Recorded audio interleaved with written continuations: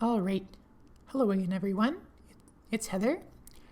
Today I'm going to be reading chapter 6 of my novel. This is another gruesome chapter, but it doesn't, it's not.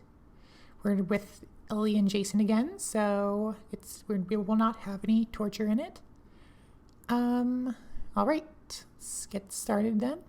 Chapter 6, Unwelcome Revelations. Jason hurried up to the trash can. He recognized the putrid smell of rotting flesh and didn't want Ellie to get the full brunt of it. She finds the smell of fresh meat unpleasant enough. However, even he wasn't prepared for the overwhelming wave of stench, not to mention the swarm of flies that burst forth when he pulled off the lid. Gack! He covered his mouth and fell back in surprise and disgust. I wouldn't get too close if I were you, Ellie, he warned. Some bounder has thrown away a load of meat and left it to rot where anyone might stumble upon it. Damned inconsiderate. Despite his warning, Ellie continued to approach this trash can. Her eyes went wide with horror when she looked in, and she quickly sprinted from the can, putting a tree between herself and Jason. He winced as he heard her retching. After a few moments, she emerged, wiping her mouth with her left hand. To Jason's surprise, she snatched a stick off the ground and went back to the can. What is it, Ellie? Is there something else in there? Ellie didn't respond, but started digging around in the trash can with the stick. Jason watched with a growing sense of dread. He hadn't gotten a good look at the contents because his view had been obscured by the thick swarm of flies. Surely Ellie would only be digging through such a foul mess if she thought it was relevant to the case. He began to get lightheaded as he thought about the gruesome implications. Jason started when Ellie wrenched something light blue out on the end of the stick. I think we found Danny, she uttered hoarsely. Fangs of Cerberus, no! Jason felt himself plunging into a deep pit. He fought against it, struggling to his feet, and stumbled over to the can. It was filled with the dismembered pieces of a rabbit. He tore his eyes away from the horrifying sight to look at what Ellie had on the end of the stick. He now recognized Danny's soccer jersey. He turned his eyes to Ellie's. Her face was grim. This is out of our hands. We have to call the police. They have to investigate now, she growled. Jason nodded and offered his left hand, gesturing back toward the car and Ellie's tablet, which had self-service. Ellie dropped the stick and jersey back in the can and took Jason's hand. They walked in grim silence. The woods, which had seemed warm and inviting minutes ago, now seemed bleak. They reached the car and Ellie pulled up the phone on her tablet. Let me take that, he suggested. Ellie thrust the tablet at him angrily. Taking it carefully, he dialed not the police station, but Lily Schultz's personal number. Lily's annoyed voice answered, Yes? Who is this? Hi, Lily. This is Jason. We need... Zeus smite you, Jason, she roared back. I told you I'm not sending my forensic team on your wild goose chase. Now don't call me again. Hurriedly, wait, Lily, don't hang up. We found the missing rabbit. Oh? So did you just call to gloat then? She retorted snidely. Or did you call to admit I was right after you found him boinking his girlfriend under a bridge? I called because we still need your forensic team and the coroner. He's dead, Lily. We found him cut to pieces in a garbage can. Shit, she hissed, slipping into her professional tone. I'll send them over right away. Can I get your location? We're at the soccer field on West Coriander Parkway, just past the intersection with South 57th Street. Got it. And Jason, I'm sorry. It's never easy to find something like that. Thanks. Yeah, thanks for your help, Lily. He hung up and handed the tablet back to Ellie. She glared at him as she took it. You should have let her have it, she seethed. All of that shit she gave us, and we found the kid murdered. That negligent piece of shit. I'll see her sacked if I have to go to the mayor's office and force her to sign the termination papers. Believe me, I would have liked to, but we need her to let them talk to us so that we can learn what they found out.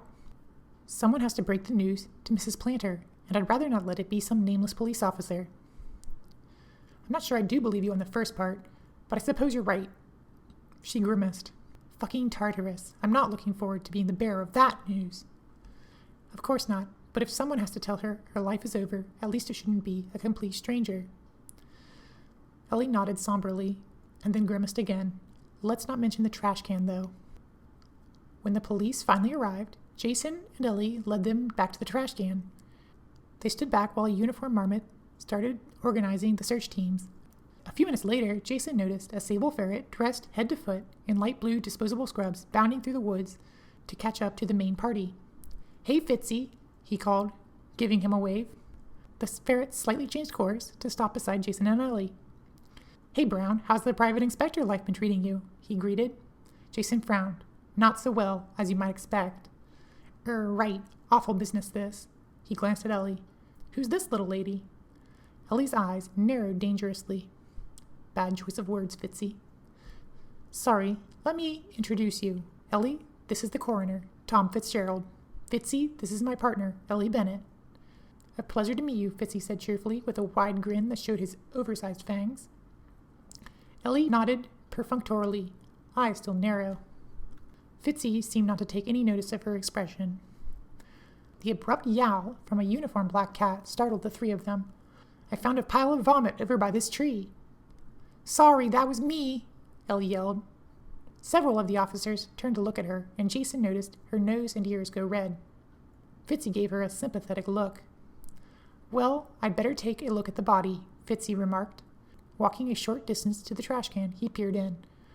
"You were being literal when you told Scholes you found him cut to pieces. What makes you think this is your missing rabbit?"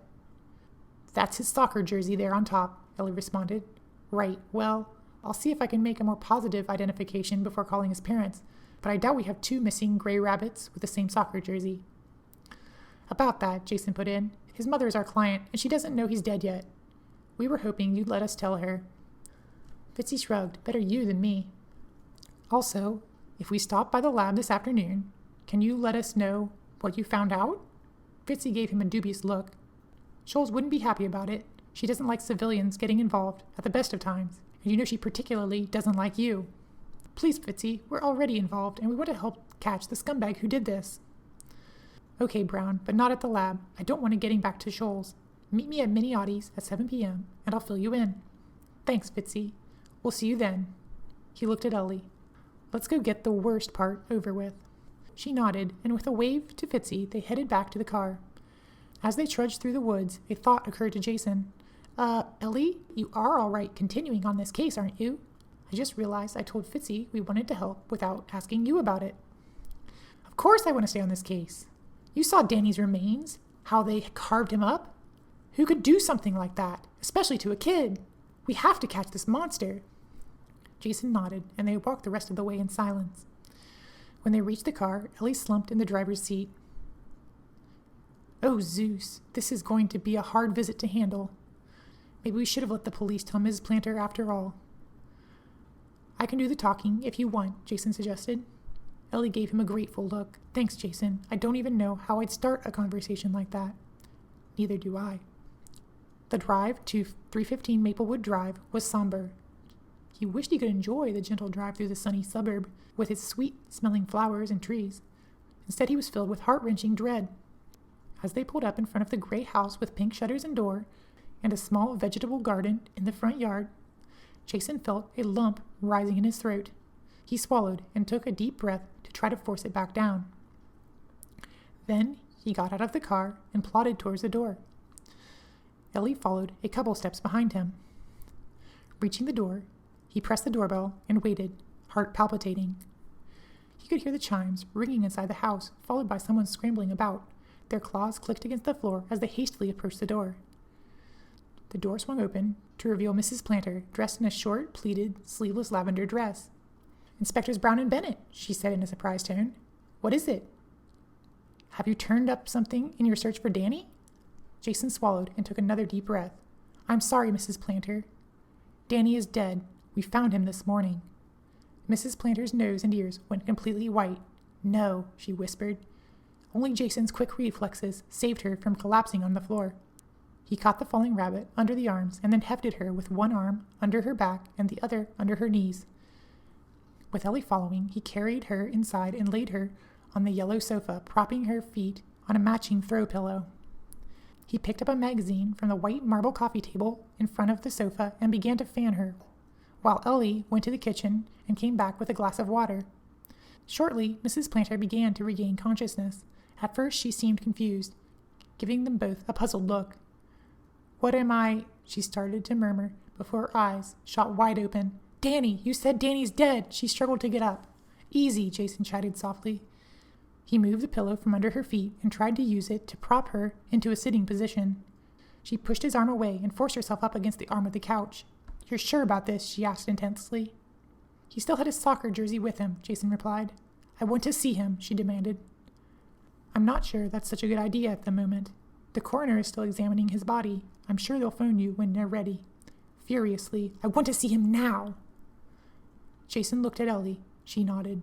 "All right, we'll take you to the coroner's lab." The drive to the coroner's lab was even more uncomfortable than the drive to Mrs. Planter's house. Mrs. Planter kept anxiously fidgeting in the front passenger seat. Jason had squeezed himself into the cramped back seat where he had to sit sideways, meaning the seatbelt wouldn't work. Ellie was driving relatively cautiously for her, but it was obvious that she didn't want to spend any more time stuck in the car with a grief-stricken rabbit either.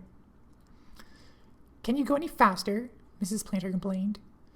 Ellie gave Jason an apologetic glance in the rear-view mirror before punching the accelerator. He gripped the back of Ellie's seat as well as his own, trying to hold himself in place as they flew down 275, merging in and out of lanes to pass the other cars. Jason gasped when he saw they were merging into the middle lane at the same time as the black pickup truck from the far lane. At the last moment, Ellie punched the gas and pulled in front of the truck, the engine of the small car screaming. Jason groaned and shut his eyes, just focusing on holding himself in place. Finally, they pulled into the parking lot behind the coroner's office. Jason breathed a sigh of relief. Opening the door, he nearly tumbled out of the car, but caught himself on the door and managed to extricate himself without flopping out onto the pavement. He stretched his cramped limbs and tail. Maybe he should let Ellie take Mrs. Planter back by herself, but she probably wouldn't thank him for the opportunity. He jumped as he saw Mrs. Planter dash by. "Hey, just a minute!" Ellie yelled from the car. Mrs. Planter paid her no heed, running directly into the building. Jason glanced at Ellie, who motioned for him to follow. He ran after Mrs. Planter. When he entered the office, he found Mrs. Planter already engaged with the staff, and Otter and a hare, in scrubs, were trying to block her from entering the lab. She was pleading desperately, while simultaneously jumping back and forth, trying to find an opening to dash by. "Let me through, I need to see my son." The lab door swung open, and the hare narrowly missed being hit by it, jumping to the side. Mrs. Planter dashed for the opening, but Fitzy, who was exiting the door, blocked her. "What's all this commotion?" Fitzy exclaimed. "Jason, I thought we agreed you weren't going to come here. Scholes is going to have my pelt for this." "And who is this?" he asked, jumping to block Mrs. Planter from getting by him. "This is Mrs. Planter, Danny's mother. She needed to come see him right away. Just blame the break-in procedure on me. I'm sure Lily will have no problem believing that." Fitzy motioned for the hare to reclaim his place in front of the door and hurried over to Jason.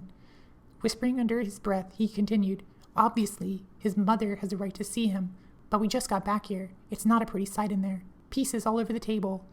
I would have liked to piece him back together before I let his parents see him. You can try convincing her to wait, but I don't think you'll have much luck," he murmured back. Fitzy turned back to Mrs. Planter. "Hello, ma'am. I'm the coroner, Dr. Fitzgerald. Inspector Brown tells me you're Danny's mother and that you want to see him right away." "That's correct," she snapped. "Now let me through to see my son." "I can let you through, but before I do, I want to let you know what you're getting into. We've just started examining Danny's remains, and if you go in now, you may be shocked by what you see." Mrs. Planter's eyes went even wider than they already were. "I need to see Danny now," she pleaded. "Very well." Fitzy motioned for the otter and hare to let her through. She bounded into the lab, and Fitzy, Jason, and Ellie, who Jason had been too distracted to notice come in, hurried after her. Mrs. Planter froze when she spotted the dismembered body on the table. "Oh, Zeus! What have you done to him?" she yelped. "I'm sorry, Mrs. Planter. This is how we found him," Jason replied. "No!" She dashed the remaining distance to the body and stared as if willing it to be anyone else, before bursting into tears. "If only I had contacted someone the night he disappeared instead of waiting until morning," she wailed. Fitzy stepped forward. "Please don't blame yourself, ma'am. We haven't fully examined your son's body yet, but just from the state of decay, I think it's safe to say he was killed within 12 hours of the time he was last seen. And we didn't find any evidence of a struggle where he was last seen or where we found the body. It seems that whoever did this did it somewhere else, and then brought the body back later." "What?" Ellie gasped. Fitzy turned and mouthed, later. My point is, he continued, if you'd gone to look for him that night, there would have been nothing to find. There was nothing you realistically could have done. Mrs. Planter shook her head miserably. You don't understand, Doctor. It was my job, my most important job, to keep Danny safe, and I failed him. There will never be a day for the rest of my life when I can forgive myself. She turned back to Danny's body and kissed him on the forehead. I'm so sorry, Danny, she whispered.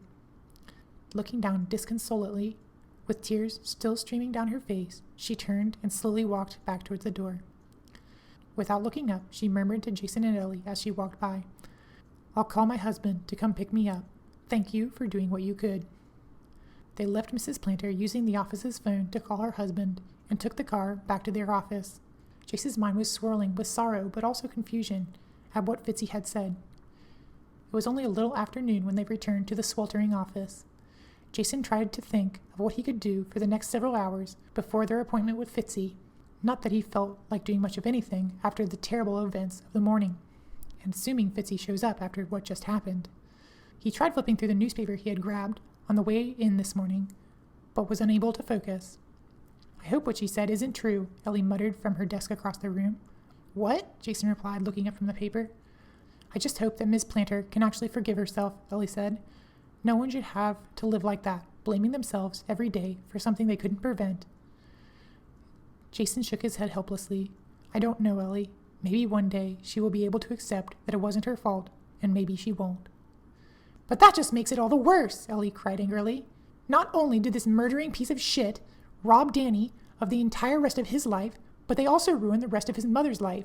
She clenched her fists, fuming. We have to track down this monster. I want to see them fry.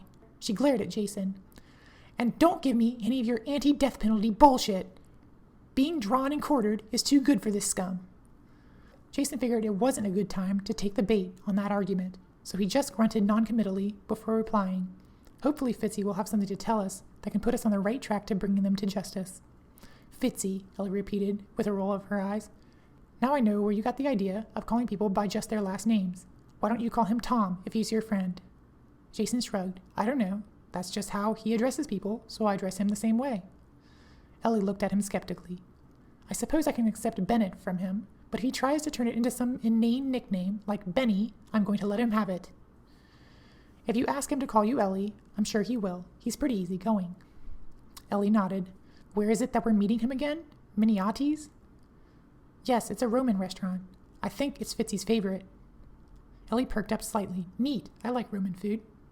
After an unproductive afternoon trying to peruse the local and national news on her tablet, but mostly wondering or seething about the case, Ellie was ready to head to Miniati's to find out what Tom and his team had learned, and also to have dinner. The Hay-and-O bar she had grabbed hadn't made a very filling lunch. On the other hand, Jason had started sifting through old papers and hadn't eaten anything. He must be even hungrier. It turned out that Miniati's was only a few blocks away, so they decided to walk. I wonder why I've never heard of this place. Jason waved to the attendant. Hi, we're here as a party of 3. Reservation under Fitzgerald. The whippet, dressed in a black jacket and bow tie, glanced at Ellie oddly before replying. Dr. Fitzgerald is already here. I'll show you to the table. Ellie looked around the softly lit restaurant as they walked to the table. A wide assortment of species were seated around the circular mahogany tables, but she was unable to spot another herbivore. Not a good sign. Sniffing, she recognized the usual spices of a Roman restaurant: garlic, rosemary, laurel, and oregano. However, the scents all had an undertone of broiling meat. Jason greeted Tom, who was now out of his scrubs and wearing a light gray dress shirt with the top 2 buttons undone, as they arrived at the table. Fitzy, thanks so much for coming. Ellie and I have been discussing how important it is to us to help bring this murderer to justice. No problem, Brown. What are friends for, right? Anyway, it's been too long since I got to have dinner with such a charming lady, the ferret divulged with a toothy smile at Ellie. She coughed uncomfortably and took refuge in carefully studying the menu. However, the menu turned out to bring her little relief. She got to the end and scanned it over a second time to make sure she hadn't missed anything. There was nothing on it except meat. Shit. Who's our waiter? She asked Tom. He gestured to a gray tabby in a cornflower blue vest and black bow tie. She waved at the cat, and he began to saunter over to the table. About halfway over, he seemed to register what species he was looking at, and a look of surprise overtook his face. He walked a little faster the rest of the way. Can I help you, miss?" he inquired. "Yes. Can you make anything that's plant-based?" The cat gave her a worried look. "I'll see what we can do," he answered quickly, and headed off to the kitchen. "Oh no, do they not even have a salad or something?" Jason asked. "Their idea of a salad is a pile of cold meat and cheese." "Oops. I guess I didn't even think about that when I suggested we come here," Tom explained apologetically. Ellie tried to hide her annoyance with a smile. "It's okay. I'm sure they'll be able to figure out something. Hopefully, anyway." Her empty stomach grumbled. Jason, at least, didn't appear convinced, giving her a worried glance before changing the subject to the one they'd come to discuss. "So, Fitzy, what did you find out from the investigations? Any leads?" "Some of it is pretty gruesome, Brown. I don't want to discuss our examination of the body until after we eat, or we might not have much of an appetite. But I'll finish telling you what the forensic team found in the woods. Like I said, they couldn't find any evidence of a struggle. They searched the whole woods. There wasn't so much as a flattened piece of brush beyond what you'd expect from people walking through it occasionally, and they couldn't find a drop of blood anywhere outside of the trash can. I don't see any other explanation but that your rabbit was taken rather easily from the woods and then brought back in the trash can afterwards." "Couldn't he have been attacked somewhere else entirely?" Jason inquired. "It would be some coincidence if they just happened to bring him back to the last place he was seen. And that wouldn't explain the voices the gray fox heard," Ellie added. "But why bring his body back to where he was most likely to be found?" Tom shrugged. "I can only assume they wanted it to be found." "But isn't that the last thing they would want?" Ellie returned. "Surely they would have been far more likely to get away with it if Danny had just disappeared without a trace.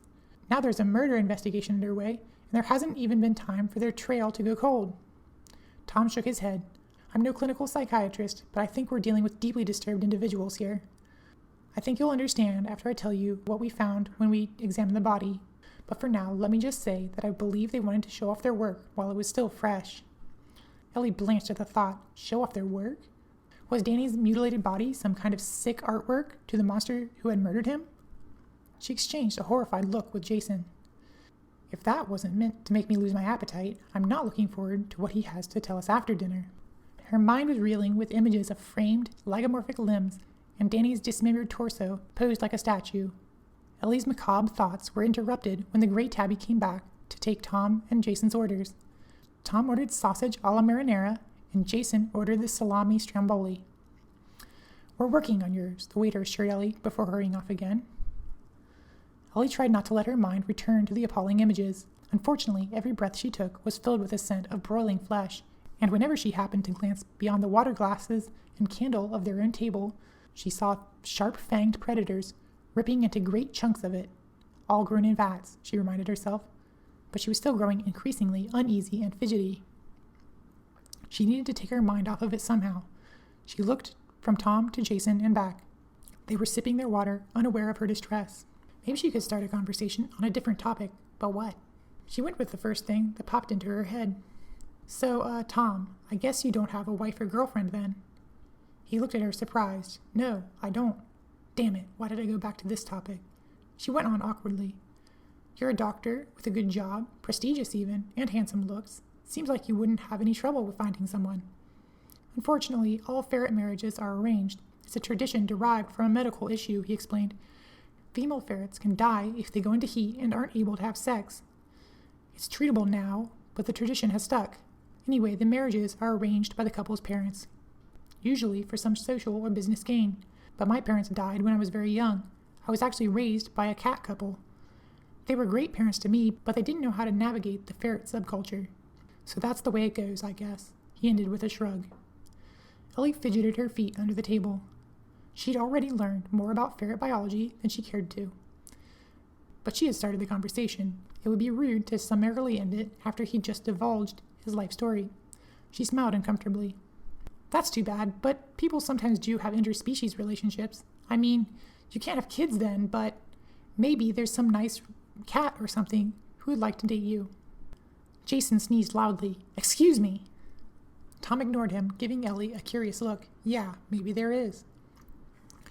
Ellie was saved from further awkwardness by the waiter who set Tom's sausages on the table, followed by Jason Stromboli.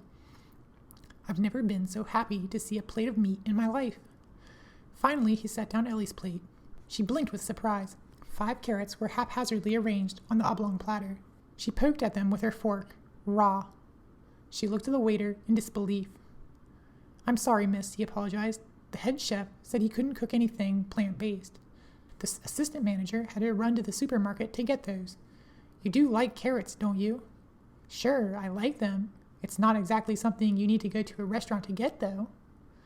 I'm sorry, he repeated. If you like, I could bring you something with the meat left out. He gestured to Jason's plate. You could have what your friend is having, with just cheese inside. No thanks, the carrots will have to do, I suppose. I really am terribly sorry, he apologized yet again before hurrying off. Ellie sighed disappointedly. I'm sorry too, said Tom. Next time, you can pick the restaurant. Next time? Fortunately, her utensils had come with a serrated knife. At least she wouldn't have to conspicuously crunch on the carrots like some cartoon character stereotype. She set about sawing off a bite-sized piece of the first carrot. Jason paused from eating the stromboli and glanced sidelong at Ellie cutting up the carrot. He felt guilty that he hadn't realized Miniotti's wouldn't have anything suitable for her. If I had been thinking, I could have called Fitzy and suggested we go someplace else. More than that, though, he was wondering about what Ellie had said to Fitzy about interspecies relationships. He thought she was just trying to make conversation until she had suggested that a cat or something might want to date him. Did she mean herself? Ellie was right that interspecies relationships weren't that uncommon. After all, even he had been in one. But that had still been 2 cats. A relationship between a ferret and a rabbit wouldn't be nearly as conventional. Not that being unconventional made it wrong. He just was surprised that Ellie was into ferrets. They're similar in size, I guess. Fitzy's elongated body made up for his short legs in comparison to Ellie's long legs. Jason supposed he'd hear about it if they did pursue a relationship. He went back to eating the stromboli. After they had finished eating, though Ellie had only eaten 2 of the carrots before pushing her plate away with a sigh, Fitzy cleared his throat uncomfortably. Well, I guess I can't delay this any longer, he muttered. As I said earlier, this is going to be very disturbing, he stated with a concerned glance at Ellie. I'll be fine, she replied curtly. Fitzy nodded, still looking concerned. You both, of course, saw how the body was mutilated. We found that he had also received certain medical attentions. Several of his minor wounds had been wrapped or bandaged, and we even found rudimentary sutures at the amputations and in his abdomen. Confused, so someone tried to save him? Jason asked. Fitzy shook his head. If he had sustained all those injuries before someone else got to him, he would have bled out much too quickly. If someone had rescued him, why dispose of the body like they did? It had to be the same individuals. Oh, Zeus, Ellie groaned. You mean they were trying to keep him alive longer? Fucking Tartarus. Disturbed individuals. Doesn't say the half of it. Fitzy nodded grimly. That was our conclusion. Someone wanted to keep him alive as long as possible. Jason's gut clenched. He felt as horrified and dismal as Ellie's wide-eyed, twisted features suggested she did. Her face twitched and her eyes shot back to Fitzy. Wait a minute, didn't you say he also had stitches in his abdomen? I was hoping I wouldn't have to explain that. Yes, his liver and one of his kidneys had been removed. We found what was left of them in the bottom of the can. Jason's stomach clenched in pain again, and Ellie wrapped her arms across her belly. Shit, she hissed through clenched teeth. Other than that the ultimate cause of death would have been blood loss, there's not much more I can tell you, Fitzy concluded apologetically. Jason nodded. Thanks, Fitzy. If we weren't already determined to catch whoever did this, we certainly would be after hearing that. He remembered Mrs. Planter's reaction to Danny's body, and his stomach tried to turn inside out again. What would her reaction have been if she had known that not only had Danny been gruesomely murdered, but also hideously tortured before his death? He didn't want to imagine it any more than he wanted to imagine Danny's last hours, but the horrifying, macabre thoughts kept creeping into his consciousness. He glanced at Ellie. Her features were hard as she stared at her clenched, trembling fists. I'll let you know if I find out anything else, Fitzy promised. Fitzy insisted on paying the bill, especially when he didn't want Ellie to have to pay 5 times the retail price for a few carrots. After the waiter scanned his left hand, they wished him a good night and headed back towards the office. I doubt I'll be able to sleep much tonight, Ellie admitted. Jason nodded in agreement. Fitzy must be made of a lot sterner stuff than it seems if he deals with cases like that regularly. They reached the parking garage and Jason headed towards the stairs. Aren't you going home? Ellie asked, surprised. There are a few more things I want to look at, Jason replied. Okay, she returned with a wave. See you tomorrow. Jason headed up the stairs to the office. The disturbing mutilation of Danny's body had reminded him of research he had dug up whilst at the academy on the activity of various cults that had been recorded throughout Valpaneva's millenniums-long history. At least it won't be the carnivore cults this time. They didn't leave the bodies to rot. Usually, nothing was ever found, which was why so many people doubted their existence. He wondered what Ellie thought on the matter. Prey were usually more open to the idea, but it was still considered a crazy conspiracy amongst most. Maybe it's best not to bring it up. He didn't want the carnivore cults to ruin his career and partnerships a second time. But if he could find a link between Danny's murder and another of the cults, that would give them a lead to investigate. Jason opened the door to the office, flipped on the light, and began sifting through his boxes of paper again. All right, that was chapter 6. Thanks for listening. Don't forget to like, comment, and subscribe, and chapter 7 will be out before too long. This is Heather. See you next time.